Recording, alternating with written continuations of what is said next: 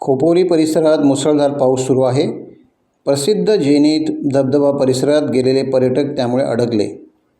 अचानक झालेल्या मुसळधार पावसामुळे पाण्याचा प्रवाह वाढला. पर्यटकांना वाढलेल्या पाण्याची भीती वाटू लागली.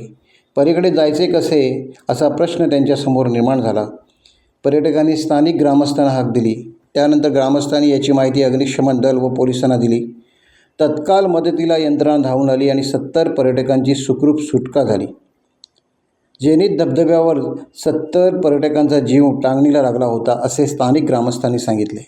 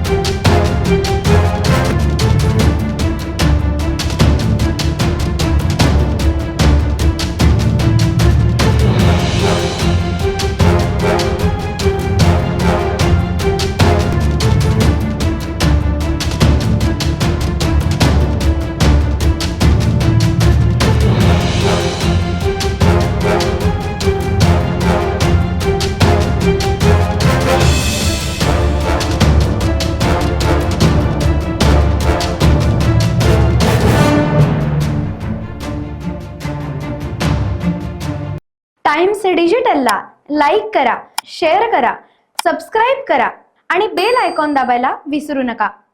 Times digital.